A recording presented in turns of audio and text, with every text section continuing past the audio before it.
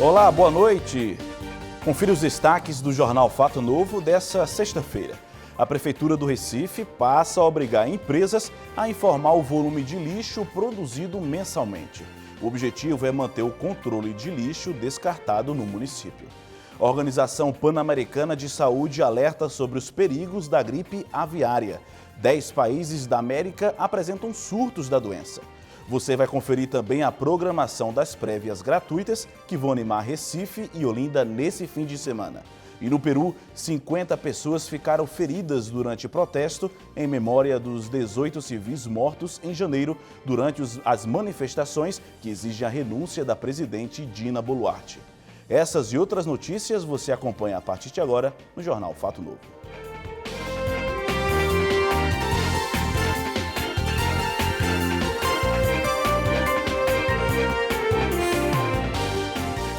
Em São Caetano, no agreste do estado, a Polícia Rodoviária Federal prendeu 2 homens suspeitos de apropriação indébita.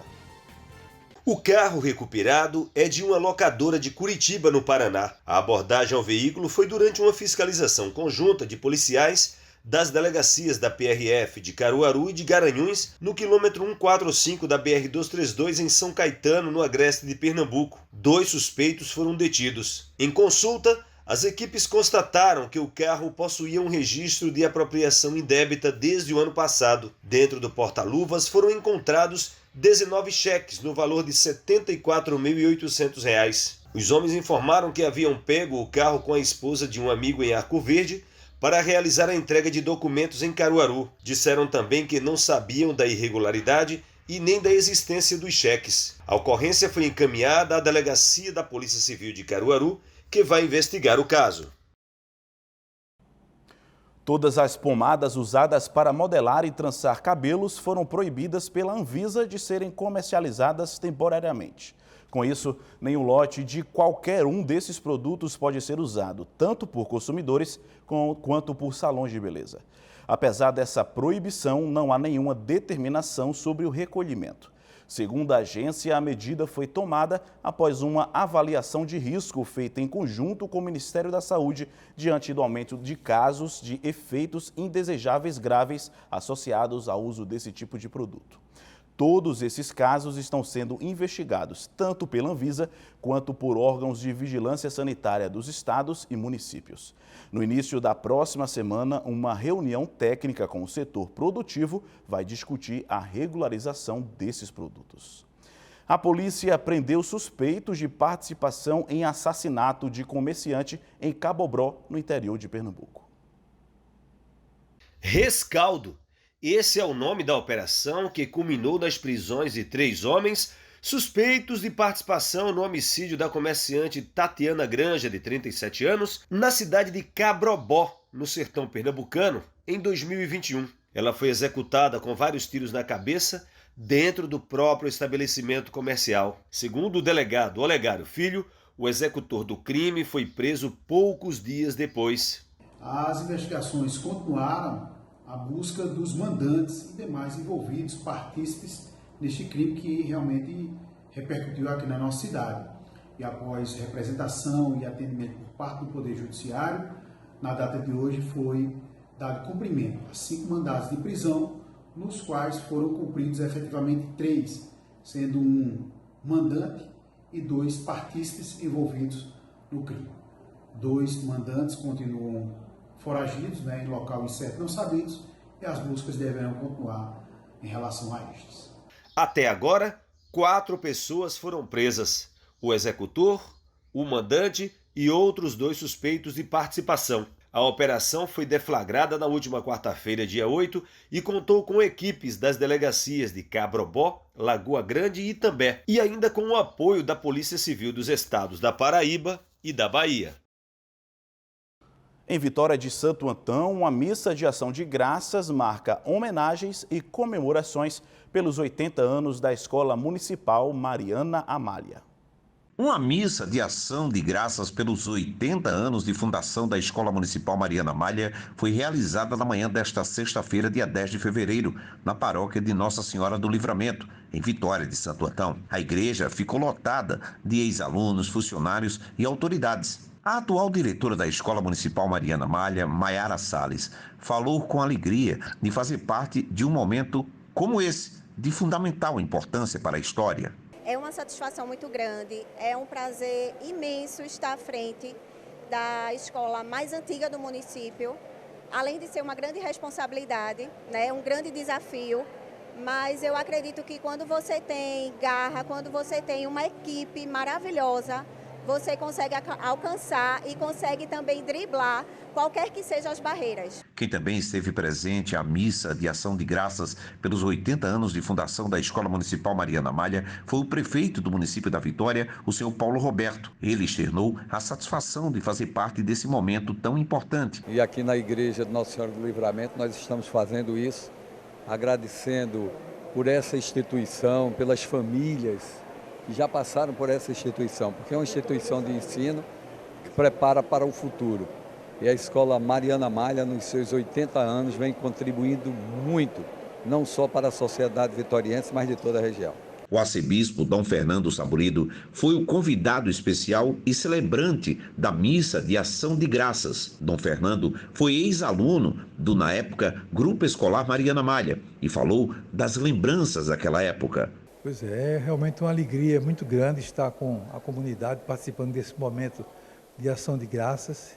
Eu fui aluno, na ocasião era Grupo Mariana Malha, aqui no Livramento, e eu fui aluno pequeno, com 6 anos, mais ou menos, 7 anos, por aí, essa faixa, isso na década de 50, e foi um colégio, uma escola que me marcou muito, minha primeira escola, de modo que isso fica no coração da gente, e me alegro, portanto, de estar aqui hoje, tendo essa oportunidade de render graças a Deus pelos 80 anos de caminhada, de serviço ao povo de Deus, uma escola pública que procura realmente dar o melhor de si, né, para ajudar as pessoas, sobretudo carentes, para poder então ter uma boa formação, uma boa educação em todos os aspectos. Essa memória afetiva que o senhor tem hoje da Escola Mariana Malha, na época Grupo Escolar Mariana Malha, trouxe também a sua religiosidade, até porque o Mariana Malha sempre prezou muito pela religião dentro da instituição. Isso o senhor acha que teve, de certa forma, um incentivo para que o senhor hoje seja o nosso arcebispo? Sem dúvida nenhuma. Inclusive, eu me lembro muito de uma professora do Mariana Malha que me marcou muito, muito católica, muito fiel, a professora Edith de Holanda Cavalcante, que é uma pessoa de muita fé, que sempre passava para a gente um ensinamento religioso muito profundo. E estando aqui perto da Igreja do Livramento, nós frequentávamos a Igreja do Livramento, tudo acontecia aqui, de modo que era uma igreja que estava muito, era uma referência, né, para a escola naquele momento em que eu vivi lá. Em 80 anos, muitas lembranças através de fotos e imagens do interior da escola traz a lembrança de vários alunos que já passaram em 8 décadas. O ano era 1943. Era fundado em Vitória de Santo Antão o Grupo Escolar Mariana Malha. Atualmente, Escola Municipal Mariana Malha. 80 anos se passaram.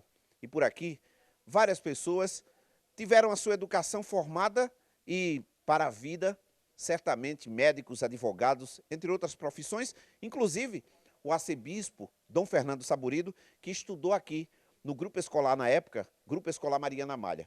Hoje, a realidade da escola é uma realidade frequente no ensino fundamental, principalmente dos alunos do município de Vitória de Santo Antão, onde várias crianças, a partir daqui, vão para o mundo serem aquilo que elas bem entenderem e quiserem. A Escola Municipal Mariana Malha completa 80 anos, prestes a completar aí o seu centenário, ainda terá muita alegria para buscar, naqueles que buscam a educação do dia a dia, dias melhores, porque a educação é a base de tudo. Escola Municipal Mariana Malha, referência do ensino em Vitória de Santo Antão, da Rede Pública Municipal. A Organização Pan-Americana de Saúde emitiu um alerta sobre surtos de gripe aviária em países das Américas. Em Fernando de Noronha, a ICMBio orienta turistas e moradores que evitem proximidades com as aves silvestres.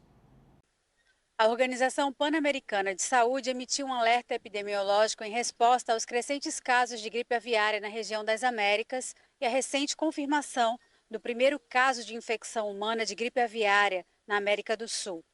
A organização enfatizou a importância do controle da infecção em aves como a principal medida para reduzir o risco de contaminação nos seres humanos e recomendou que todos os países reforcem a vigilância da gripe sazonal e zoonótica nas populações animais e humanas. No Brasil, ainda não há casos confirmados, mas o surto do vírus já foi detectado em aves domésticas, granjas avícolas e aves silvestres em países como Canadá, Chile, Colômbia, Equador, Honduras, México, Panamá, Peru, Estados Unidos e Venezuela. Em Fernando de Noronha, o ICMBio orienta turistas e moradores que evitem a proximidade com as aves silvestres.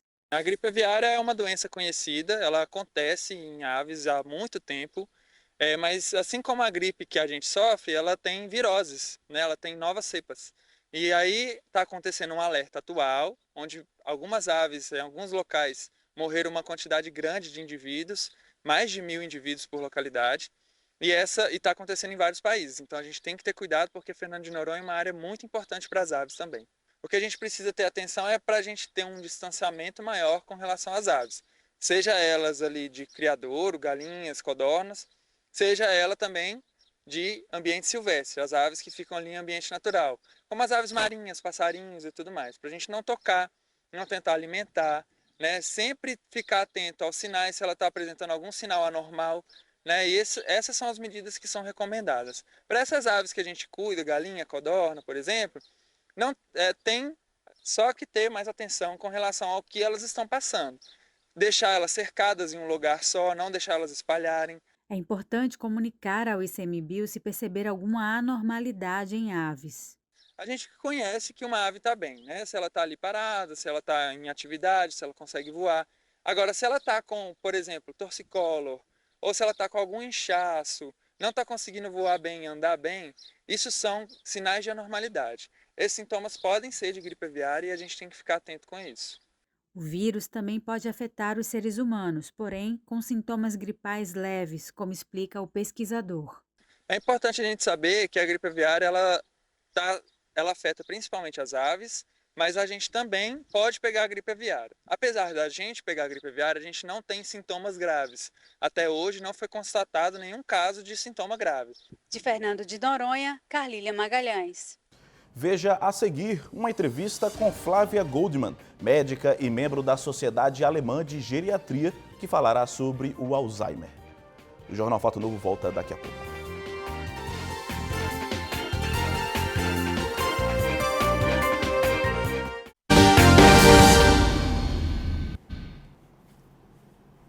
Nesse mês é comemorado o Fevereiro Roxo, um mês de conscientização sobre o Alzheimer. A gente ouve muito falar sobre o Alzheimer, as pessoas andam esquecidas, a gente não sabe direito realmente o que de fato é. Para a gente esclarecer todo esse tipo de assunto, trouxemos a doutora Flávia Goldman, que vai poder explicar direitinho, trazer para a gente essas respostas. Doutora, primeiramente, boa noite, seja bem-vinda ao Jornal Fato Novo. Uma boa noite. Eu queria saber, as pessoas falam muito sobre o Alzheimer ser simplesmente esquecimento. Pouco antes de começar aqui o jornal, conversávamos lá embaixo e a senhora falava que não era só isso, não é? Verdade. De fato, o esquecimento chama muito a atenção. Então, quando esse relato dessa queixa está presente, todos se preocupam. Mas bem antes disso, outras alterações estão visíveis e a gente não pode deixar passar batido, que às vezes a gente considera do envelhecimento comum, outros brincam até e chamam de caduquice. Mas a verdade é que na fase 1 nós temos fases de demência, quando existe a percepção ainda, a autopercepção da pessoa acometida, existe uma mudança de humor, existe uma tristeza por se perceber incapaz de alguma atividade, ou até mesmo de memorizar uma coisa que antes lhe era simples, que deixou de ser. Então começa a partir dali um processo de dor. E não é difícil encontrarmos patologias concomitantes como demência e depressão. E também não confundir, pessoas com depressão somente, muitas vezes passam por pessoas com demência sem ser demência. Então é bem complexo tudo isso, esse diagnóstico para saber. Eu queria saber da senhora, doutora, sempre os sinais de qualquer doença, ele vai aumentando, vai aparecendo aos poucos. Sim. Normalmente, quando chega numa fase que fica perceptível, tanto para quem está com Alzheimer, quanto para quem vive com a pessoa com essa doença, quem é que nota primeiro?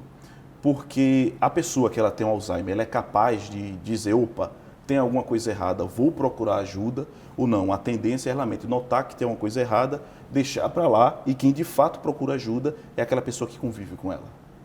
Costuma ser a pessoa que convive com ela. Mesmo porque, dentro da psicologia, independentemente da patologia que nós desenvolvemos, existe um processo que é estabelecido de imediato, chama-se negação. Eu tenho uma doença, isso para mim é doloroso, nesse momento eu vou fingir que nada está acontecendo. Eu posso até de início me preocupar. Ai, eu esqueci disso, será? Fico aflito e depois, não, eu não tenho isso.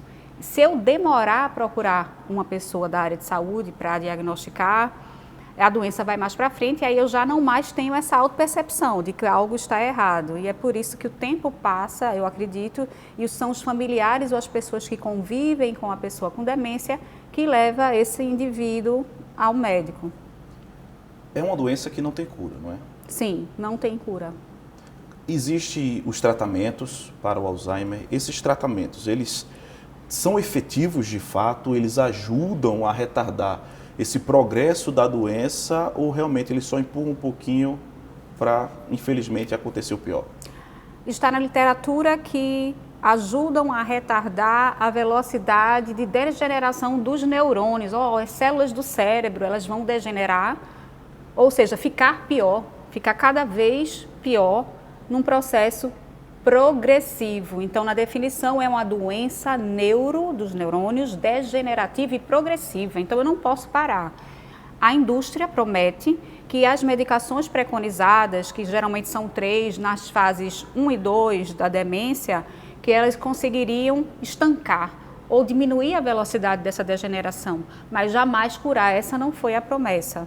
E tem medicações de fase mais avançada que, quando essas primeiras estariam insuficientes, relativos à fase vivida, quando a pessoa já perde muita da funcionalidade, que é a capacidade de realizar as suas atividades de forma como antes, que necessita de ajuda de terceiros, inclusive para tomar decisões. Então, chega um momento que outras medicações entram, mas nunca, infelizmente, foram para curar. O tratamento melhor para a demência ou para a doença de Alzheimer seria o tratamento não medicamentoso, concomitante e necessariamente presente. O que é isso? Terapia ocupacional, psicologia, fonoaudiologia, e nunca pensar que essas terapias acessórias não fossem as principais, porque nós, em nossa cultura, temos o costume de imaginar que seria algo a ser ingerido, um comprimido, que nos curaria, que nos melhoraria, não nesta doença. Então, eu vou avisando para que todo mundo que se encontre com uma pessoa com demência, que entenda que precisará seguir uma prescrição não medicamentosa e começar a conhecer e reconhecer o valor desses profissionais. A doença, ela sempre avança, ela sempre progride, ou há relatos de pessoas que elas chegam numa fase e param ali? Ela sempre progride, mas existe uma fase, em muitos casos, de você perceber que meio que estancou. Então, aquele déficit cognitivo ficou idêntico, mas nunca melhorado por 10 anos. Então, ficou só que a pessoa repetia, que ia na cozinha, que fazia os pratos, que voltava para a porta de casa e que repetia essas ações, às vezes, que não tem muito nexo, mas somente ali. Mas, ao passo que o tempo vai, começa a incontinência urinária, incontinência fecal e depois o não mais reconhecimento de si, o que a gente comentou nas coxias aqui, que é bem interessante. Você olhar para você mesmo no espelho e não se reconhecer por ver uma figura idosa e eu lembro de mim, jovem, eu não sou idosa ou é? A senhora falava também da permanência de memórias antigas. Então, essa pessoa que tem o Alzheimer, ela conseguiria, na verdade não conseguiria manter aquela memória mais recente, mas tinha lembranças da infância, de tempos passados. Isso conseguia se manter, não é? Isso para Alzheimer, em muitos casos, sim. E para nós também. Nós conseguimos dizer, olha, naquela festa de 15 anos eu tinha um vestido que era assim, que era bordado, assado, a minha melhor amiga vestia aquela roupa. Então, todos nós temos uma facilidade maior de manter a memória antiga. Com neurônios degenerados, eu tenho sim, mais fortemente a memória antiga, mas eu tenho confusão de capítulos. Eu não conseguiria enumerar e passar por uma cronologia e saber que aquilo já passou e que não é mais hoje. Então é confundido, o tempo é confundido, então é possível, falando ainda do não reconhecimento da imagem, de uma pessoa idosa, uma mulher idosa com demência, reconhecer em seu filho o aspecto do seu marido e até fica uma saia justa dela se aproximar e tentar um contato físico pensando que é o seu namorado. E esse filho sofre muito, porque tem que entender que os cuidadores levam o paciente com Alzheimer para tomar banho. Como é que eu vou dar banho numa mulher que está se aproximando de mim, do meu corpo, e ela é a minha mãe, como é doloroso. A minha mãe tentou pegar em mim de uma forma mais sexual. Isso é saia justa para o cuidador. E muitas vezes, quando isso não é contado, por vergonha do próprio filho, com alguma vergonha, algum pudor, leva o paciente com demência a ficar sujo, a não tomar banho. A gente vai ter que descobrir por que essa dificuldade tão grande de dar banho. Ou é o cuidador que não consegue por pudor, ou é a pessoa com demência não entendendo o que é banho. Não sei o que é banho. Entendi. Então, sempre tem esses problemas que acabam apresentando. Então, além do tratamento da pessoa que está com Alzheimer, também tem tudo aquele, digamos assim, é a reeducação de quem convive com aquela pessoa. Porque tem um ditado que quando uma pessoa numa casa fica doente, toda aquela casa também fica. Isso também funciona para o Alzheimer? Esse detalhe funciona 100% para o Alzheimer. Isso, como a doença citada causa dependência, de fato, o impacto é bem maior e desmorona. Mas doenças outras que você citou de uma forma geral, sim, uma pessoa em casa acometida, a outra reverbera ou ressoa em ondas através de um comportamento, através de um desenvolvimento de um humor deprimido, através de irritabilidade e não tolerância e assim por diante. Se eu sorrir aqui, você vai rir comigo. Não é isso? Sim, sim. Se eu chorar, você pode não saber muito da história, mas pode ser que os seus olhos fiquem com as lagrimazinhas de ver a história do filho que percebe que sua mãe não mais o reconhece. Então, eu não tenho mais mãe, ela não sabe que eu sou, ela não mais me ama, a minha mãe não me ama porque ela não sabe que eu sou o filho. Já se sabe as causas do Alzheimer, o que de fato provoca ele? A resposta é multifatorial. Então, nós diríamos que processos inflamatórios, que a ciência vai sempre mudando, seriam gatilhos para a degeneração dos neurônios. Eles estariam, talvez, pré-programados por alterações de proteínas, e a gente cita os nomes, proteína tal, tal mesmo, TAU, ela poderia estar alterada, a substância chamada beta-amiloide seria uma outra substância envolvida nessa dinâmica que vai favorecer a degeneração dos neurônios. Neurotransmissores, como a acetilcolina, também está no meio. Então, aqui eu cito para vocês nomes complicados da bioquímica do corpo humano que poderia estar envolvido, mas esse sistema está, sim, adoecido e o controle é complicado de se entender e até de se fazer diagnóstico de fato, além do clínico, que é observar sintomas e dizer, olha, provavelmente demência. Existem também pessoas que não estão muito claras, que nós fazemos pesquisa no licor, que é aquele líquido que passa aqui no meio da medula, é o líquido que está aqui, que a gente faz, às vezes, cirurgia de hack, pega aquelas gotinhas, é o líquor, para descobrir se tem meningite. Então, a gente mede proteínas ali dentro para tentar descobrir se estão de acordo ou com um provável desenvolvimento de doença de Alzheimer. Então, a gente conseguiria somente nesse ponto, quando a pessoa... Para ficar bem firme seria, mas isso é meio complicado de fazer com todo mundo. Então, o clássico é somatório de sintomas relatados ao médico, mais um exame de imagem, que seria uma tomografia, uma ressonância magnética, na qual nós veríamos atrofia cerebral. Então, a massa encefálica, a gente está envelhecendo, tudo encolhe, tudo bem. Então, o cérebro na foto vai estar menor, mas se em algumas áreas do cérebro tiver um hemisfério menor e o outro do tamanho bom, uma região chamada hipocampo, ela é bem famosa porque 50% dos casos da demência com Alzheimer, ela encolhe mais do que outras regiões do cérebro. Então, uma atrofia desproporcional de áreas cerebrais chama a atenção no exame de imagem, somados aos sintomas que nós falamos, né? Diz, olha, filho ou filha, é sim provável Alzheimer. São 70% as demências que tem relacionadas a Alzheimer estão no número de 70%. Então, a chance de ser Alzheimer é 70%, temos 15% de outros tipos de demência, como a vascular, que seriam os vasos sanguíneos tortuosos, mas que, no fim, quando você me pergunta, qual é a importância disso? Para mim, eu acho que é o não participar da vida de relação, que é também uma definição de demência, o mais importante. Não me importa muito se você é Alzheimer, se você é demência vascular.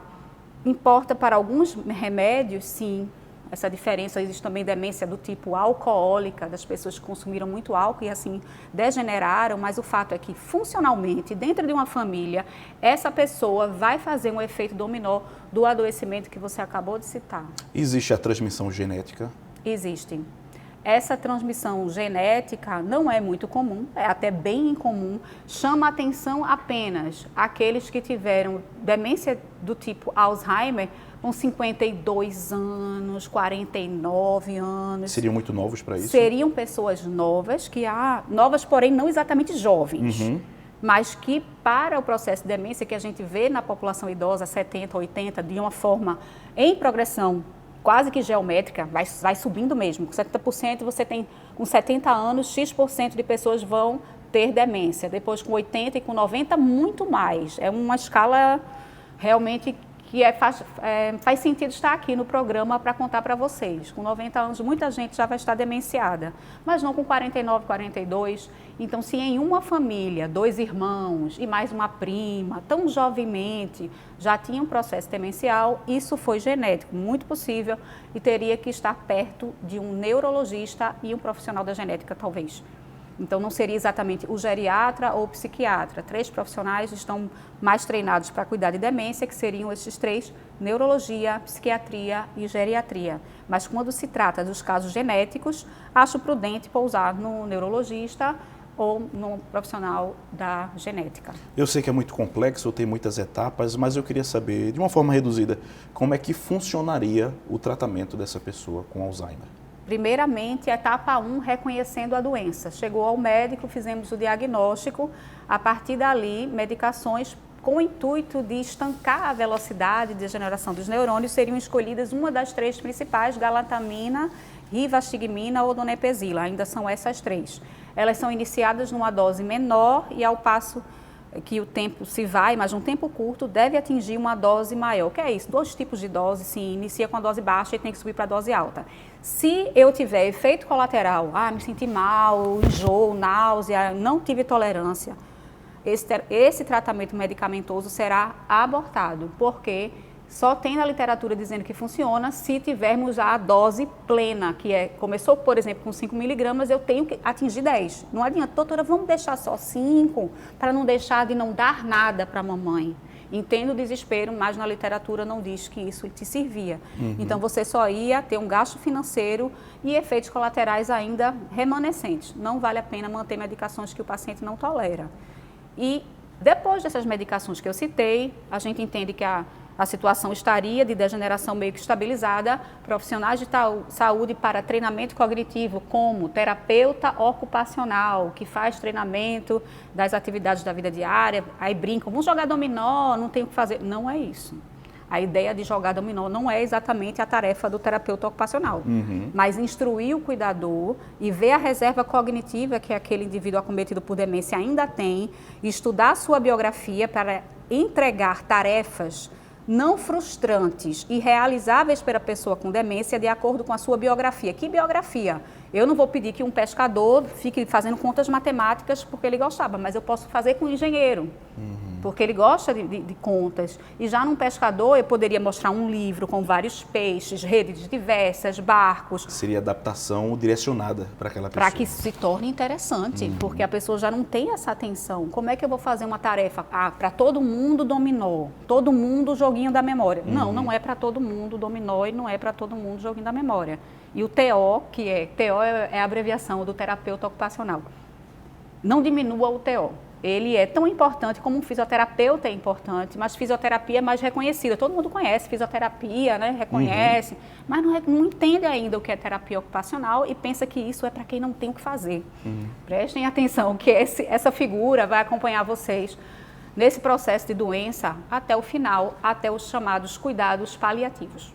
Doutora, são muitas perguntas que eu tenho, também muitas coisas a tratar, mas infelizmente nosso tempo não permite. Fazemos a parte 2. Faremos sim, com certeza. Eu agradeço imensamente a sua presença aqui no Jornal Fato Novo, por sanar as dúvidas dos nossos telespectadores. Muito obrigado. Muito obrigada também. Daqui a pouco, a Organização Pan-Americana de Saúde emite alerta sobre surtos de gripe aviária em países das Américas. Não saia daí, o Jornal Fato Novo volta daqui a pouco.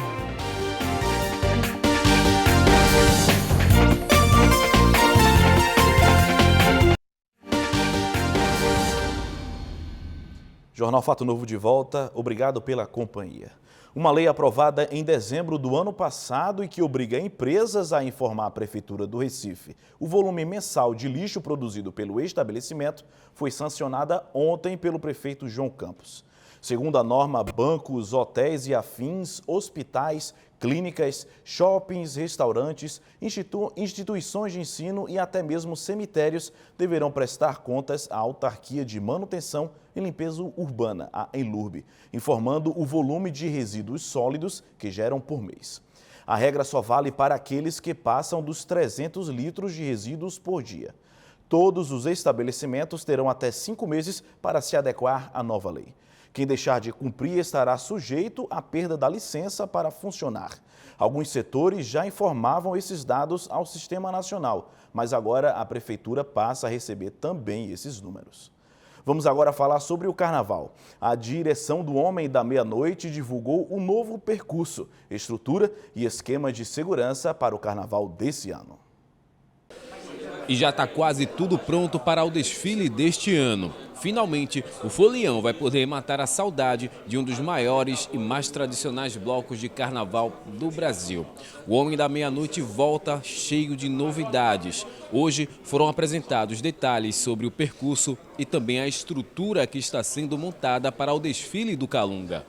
Então, assim, a gente agradece muito à Prefeitura de Olinda, à Polícia Militar de Pernambuco, ao Corpo de Bombeiros, que acolhe o Homem da Meia-Noite da forma com que ele merece, pois é um desfile gigante, é uma multidão que toma conta das ruas da cidade, num momento único de volta, né, depois de 2 anos ausente do Carnaval. Então a gente tem certeza que as ruas de Olinda estarão tomadas por essa paixão avassaladora que mexe com o olindense, com o pernambucano há 91 anos. A principal mudança é exatamente quando a gente entra na Rua de São Bento.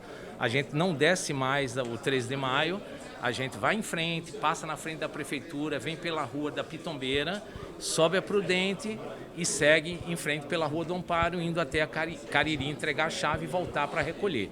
Essa é a principal mudança. Ao invés do 13 de maio, segue em frente pela Rua de São Bento. E a estrutura que está sendo montada para o desfile impressiona. Serão mais de 500 policiais nas ruas para garantir a segurança do Folião. O policiamento da gente motorizado ele vai ser lançado no entorno do sítio histórico de Olinda, onde a gente tem os acessos do público. Desde aqui da entrada do Bom Sucesso, passando pelo São Bento, Carmo, Varadouro, ali na divisa do sítio histórico com a V8, que dá ali naquela avenida, aquela rua, se eu não me engano, é a Prudente de Moraes, não, é a Joaquim Nabuco. Ainda falando sobre o Carnaval, a nossa equipe foi conferir um espaço criado no Shopping Rio Mar para dar mais comodidade para os foliões que vão curtir o Galo da Madrugada em camarotes. O Carnaval está chegando e a expectativa para o desfile do Galo está nas alturas. No Shopping Rio Mar foi montada uma estrutura para facilitar a vida dos foliões. Lá são oferecidos vários serviços para quem pretende acompanhar o desfile do Majestoso de camarote. É lá que o folião pode encontrar também o quiosque do Camarote Majestic, que volta cheio de novidades e com uma programação de peso, que se apresenta nos intervalos dos trios. Esse espaço é formado com vários intuitos, customização de abadá, tem shows, venda de ingresso, enfim. O Majestic tem um camarote, um stand aqui na cidade do Seu Carnaval, e aqui é onde a gente faz a distribuição das nossas camisas. Mas esse ano, assim, a grande novidade foi a gente trazer Marrom Brasileiro. Acho que é o artista, tenho certeza que é o artista mais tocado no Galo da Madrugada. Então pra gente, assim, foi algo sensacional, a gente queria muito que isso acontecesse. De fato aconteceu. Além de Marrom Brasileiro, que dispensa comentários, a gente tem Farinhos da Paixão, tem a Bateria Away, que é uma escola de samba, os meninos estão indo muito bem também. E tem o DJ Caverna, que está com a gente todos os anos, desde que a gente começou, há 10 anos atrás, até hoje. O cliente que comprou ingresso para o camarote de forma online ou presencial pode sair daqui com um abadá personalizado. E esse é só um dos serviços oferecidos no espaço. E isso é um complexo montado para isso. Então, quem quiser conforto, comodidade, praticidade, num lugar só você já faz tudo. Você já pega a camisa, já customiza, já compra algum adereço de carnaval. Enfim, tem várias opções e situações interessantes para quem vem aqui retirar a camisa ou fazer alguma coisa diferente disso. Quem for terá uma visão privilegiada do desfile, com segurança, direito a spa e maquiagem. A gente estava com saudade dessa loucura toda, dessa energia. Enfim, acho que todo mundo está querendo demais o carnaval esse ano. Então, em relação às expectativas, elas estão a 1000. E em relação à procura, foi acima da normalidade, acima da média.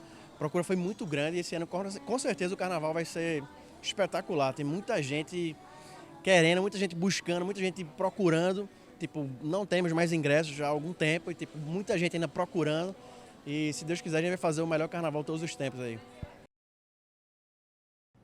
Ontem nós tínhamos falado sobre a programação musical do Carnaval de Fernando de Noronha. Agora vamos conferir quais são os blocos que vão animar o Carnaval da ilha.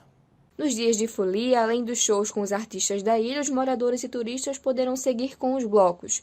No total, 4 grupos animarão a festa. São eles: o Bloco Meu Amor por Noronha, Raparigas do Trânsito, Unidos da Ilha e o Bloco do Negro. O Maracatu Nação Noronha vai realizar um arrastão com a concentração na Floresta Velha e segue até o cortejo até o Centro Cultural Dona Nanete.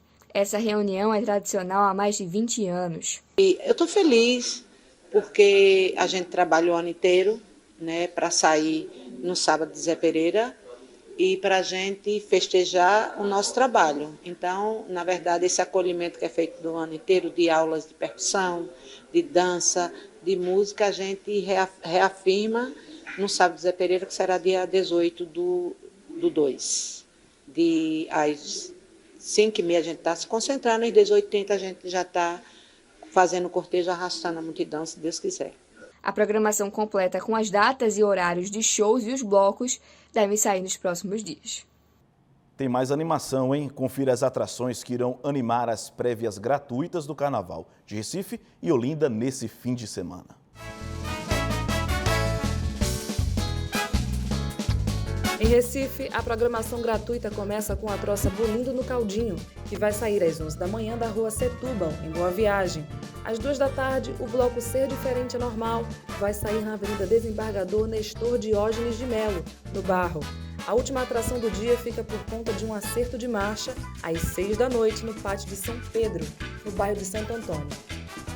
Já no domingo, um show no palco Frei Caneca, na Praça do Arsenal, vai animar a área central do Recife. A programação termina com um encontro de afoxés no Pátio de São Pedro a partir das 5 da tarde. Em Olinda, o sábado de atrações começa às 9 da manhã com o bloco Mangue Beatinho, que vai sair da Praça da Abolição, no Carmo. Às 10 da manhã, quem estiver no Varadouro vai poder conferir a Corrida dos Bonecos Gigantes. A última atração gratuita vai ficar por conta do grupo Projeto 50, no Clube Atlântico, no Carmo, às 6 da noite. Já no domingo, o dia começa com o bloco Tá Maluco, que vai sair às 10 da manhã da Praça João Lapa, no Varadouro. Ao meio-dia tem o Bloco das Virgens, que vai sair na Avenida Getúlio Vargas, no Bairro Novo. O dia termina às 6 da noite com a apresentação de Elane Cristina e Banda na Praça do Carmo. Vitória de Santo Antão divulga a estrutura do Carnaval desse ano. Com o desfile de mais de 150 agremiações e 4 polos de animação, a cidade espera receber mais de 100 mil turistas durante todo o período de folia. Após 2 anos de pausa em virtude da pandemia da Covid-19, o Carnaval de Vitória de Santo Antão volta com força total, com o tema Vitória das Alegorias, onde os bichos se encontram. A folia da cidade representa o maior carnaval de rua do interior de Pernambuco, contando com cerca de 150 agremiações. Para marcar o retorno das festividades de Momo, a Prefeitura da cidade preparou uma estrutura especial com a participação de todas as secretarias municipais.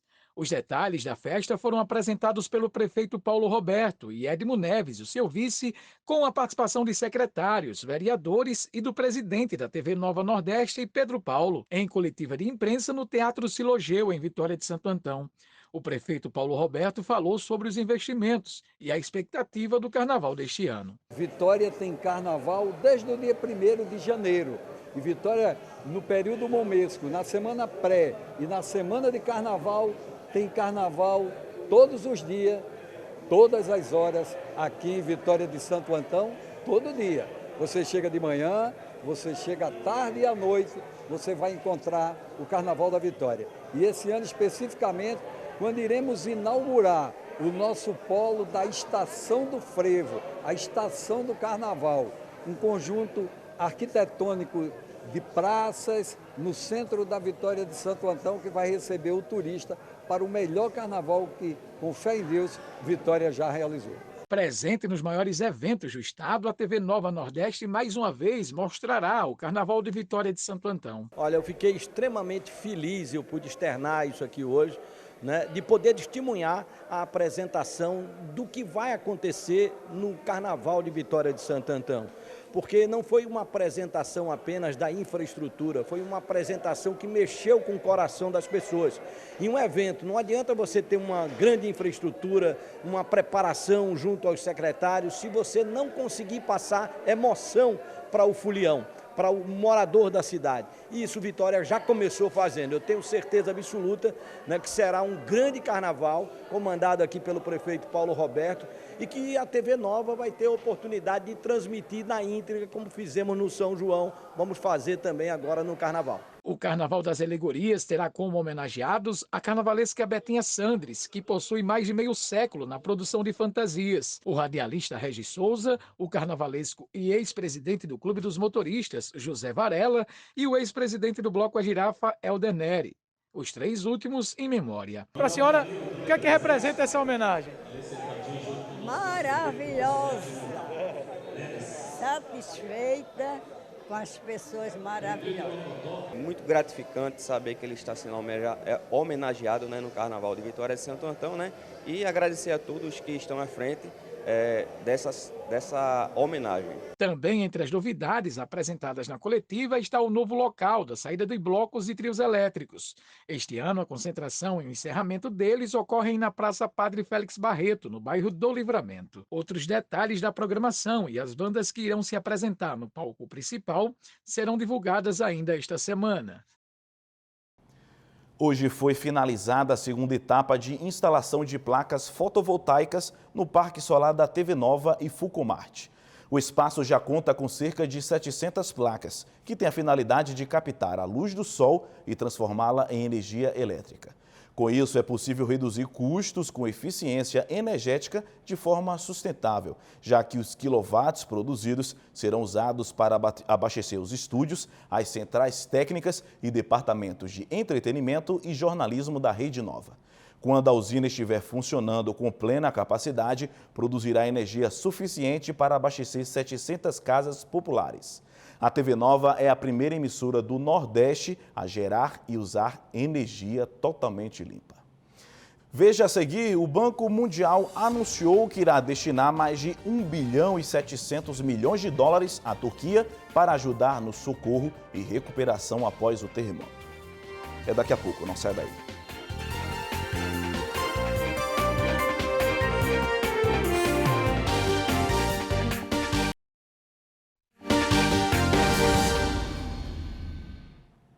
As novas regras para o empréstimo consignado do Auxílio Brasil já estão valendo.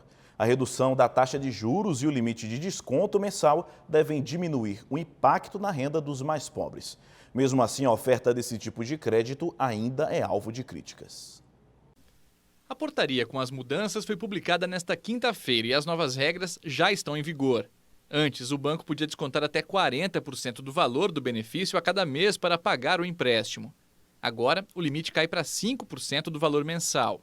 Como o teto do benefício é de R$ 600, o máximo que pode ser descontado é R$ 30. Antes, esse valor poderia chegar a R$ 240. O número de parcelas também mudou, de 24 para 6. E a taxa de juros, que poderia chegar a 13,5% ao mês, agora cai para 2,5%. 8 em cada 10 famílias brasileiras estão endividadas. O governo está tentando organizar um desenrola, né? Exatamente para conter esse endividamento. Essa autorização para o crédito consignado, para conceder crédito consignado a quem recebia benefício social, aumentava sem dúvida nenhuma esse endividamento. Era uma atitude contraditória que o governo precisava enfrentar. As regras valem para contratos assinados a partir desta quinta-feira. Para quem já contratou o empréstimo, nada muda. As parcelas continuam sendo debitadas de acordo com cada contrato. Pelo menos 15 instituições financeiras oferecem o empréstimo. A maior delas é a Caixa, mas o banco suspendeu as operações no mês passado. Segundo a Caixa, a suspensão aconteceu por 2 motivos. A decisão do Ministério do Desenvolvimento Social de revisar o cadastro dos beneficiários e reavaliação dos juros aplicados. O banco informou que está analisando os novos parâmetros incluídos na portaria, que farão parte dos estudos para a revisão das condições de operação da linha de crédito.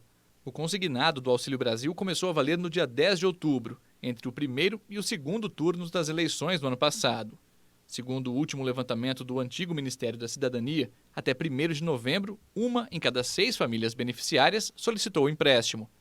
Foram emprestados quase 9,5 bilhões de reais nesse período.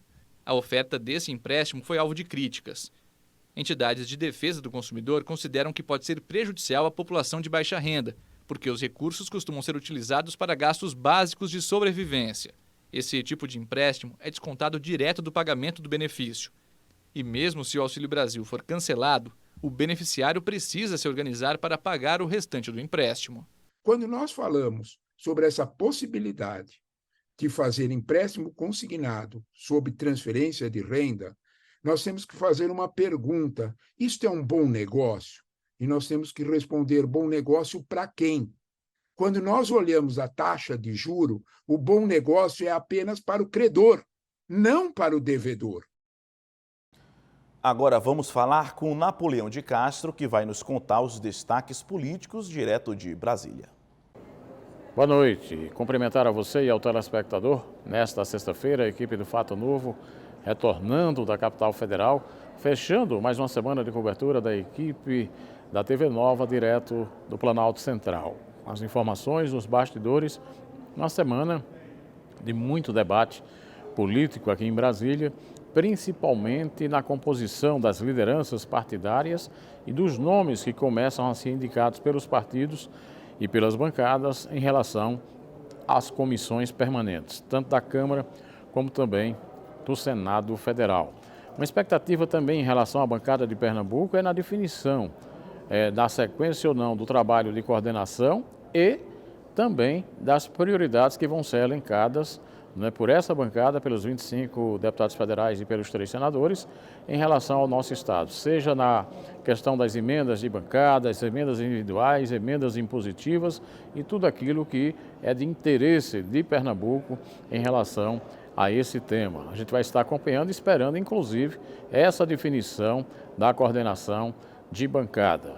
Outro tema importante, decisão tomada há pouco pelo presidente Rodrigo Pacheco do Congresso Nacional. Não serão permitidas mais, a partir da semana que vem, votações ou debate de senadores que não seja pela presença em plenário, de forma presencial. Então, obriga o debate em plenário e a votação que ela não possa ocorrer mais pelo meio remoto, pelo meio virtual. O senador Rodrigo Pacheco, há pouco, inclusive, justificou o porquê dessa decisão. Sessões deliberativas retornarão a ser exclusivamente presenciais, não sendo mais utilizada a plataforma de videoconferência para uso da palavra à distância. Todavia, o uso da palavra por essa via ainda será permitido em sessões especiais ou de debates temáticos e nas reuniões das comissões destinadas à realização de audiências públicas ou nas arguições públicas de autoridades. Com isso, é promovida e facilitada a participação da sociedade nos debates desta Casa, enriquecendo a qualidade de nossa produção legislativa e robustecendo nossa capacidade fiscalizatória, funções típicas do Poder Legislativo. Senador Rodrigo Pacheco, presidente do Congresso Nacional.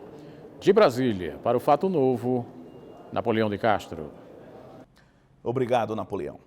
O presidente Lula indicou Dilma Rousseff para dirigir o novo Banco de Desenvolvimento, que é instituição do grupo BRICS. O grupamento, que é formado pelo Brasil, Rússia, Índia, China e África do Sul, financia obras para projetos de desenvolvimento sustentável nos países de economia emergentes. Lula irá para Pequim na segunda quinzena de março e a expectativa é de que leve Dilma com ele na viagem.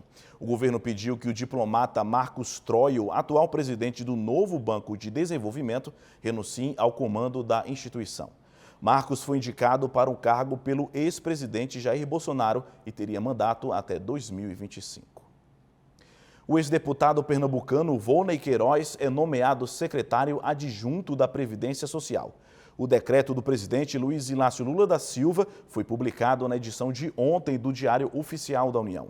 Volney Queiroz é filho do ex-prefeito de Caruaru e ex-deputado José Queiroz e foi por 5 vezes eleito deputado federal. O agora secretário executivo do Ministério da Previdência Social foi também líder da bancada da oposição ao ex-presidente Jair Bolsonaro e integrou o Conselho Político do governo de transição no ano passado. Com a nomeação, Volney Queiroz se tornou o segundo principal nome da pasta, que é presidida pelo ministro Carlos Lupe. O Banco Central anunciou que irá destinar mais de 1 bilhão e 700 milhões de dólares à Turquia para ajudar nos esforços de socorro e recuperação após o terremoto de segunda-feira. E o presidente da África do Sul decretou estado de catástrofe no país para enfrentar a crise no fornecimento de energia. Esses são alguns dos destaques do nosso Giro de Fatos. Com mais de 20 mil mortes confirmadas após o poderoso terremoto que abalou a Turquia e a Síria, o Banco Central anunciou o envio de 1 bilhão e 780 milhões de dólares para ajudar nos esforços de socorro e recuperação após a tragédia. Já se passaram mais de 100 horas desde que o poderoso abalo sacudiu os países e equipes de resgate seguem no intenso trabalho na busca por sobreviventes. A região onde aconteceu o desastre encerra a semana como uma das piores da história. O terremoto de segunda-feira já é o 6º mais mortal no mundo nos últimos 20 anos, atrás do Haiti em 2010, da Indonésia em 2004, China em 2008, Paquistão em 2005 e Irã em 2003. Quase 50 pessoas ficaram feridas durante uma manifestação em memória dos 18 civis mortos em janeiro, durante os protestos que exigem a renúncia da presidente do Peru, Dina Boluarte. Entre os feridos estão policiais e menores de idade. A passeata que aconteceu na cidade de Juliaca, no sul do país, foi a maior das 22 mobilizações registradas na quinta-feira. A confusão começou quando manifestantes tentaram entrar no aeroporto da cidade, mesmo local onde os civis morreram no mês passado. Desde o início dos protestos, foram reportados 47 cidadãos peruanos mortos em confrontos. As manifestações tomaram conta do país e 62 rodovias nacionais permanecem bloqueadas. O presidente sul-africano Cyril Ramaphosa decretou estado de catástrofe no país. A medida visa enfrentar a crise no fornecimento de energia, que vem obrigando 60 milhões de pessoas a cozinhar, lavar roupa e recarregar o telefone em horários determinados. A crise vem prejudicando a rotina e a economia da maior potência industrial do continente. O racionamento elétrico no país chegou a durar 12 horas em alguns dias. Com o decreto de estado de catástrofe, o governo poderá desbloquear fundos excepcionais e deverá fornecer uma ajuda às empresas, principalmente do setor alimentar. A expectativa é que a medida amenize a revolta mostrada pela população nas últimas semanas, marcadas por manifestações contra os cortes de energia em várias cidades.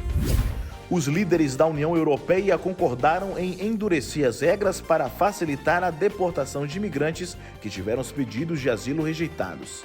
As medidas são uma resposta à preocupação de países do bloco com o aumento da imigração irregular. Os líderes pediram à Comissão Europeia a mobilização imediata de recursos substanciais do bloco para reforçar as fronteiras externas. Alguns países pressionam o executivo do bloco a financiar cercas reforçadas, com o objetivo de impedir a entrada de imigrantes nas nações. No entanto, a presidente da comissão, Ursula von der Leyen, rejeita o uso de fundos europeus para construir tais barreiras. E dados oficiais do Reino Unido mostraram que a economia britânica evitou por pouco uma recessão técnica. Após uma contração de 0,3% no terceiro trimestre de 2022, o PIB britânico registrou crescimento no último trimestre do ano.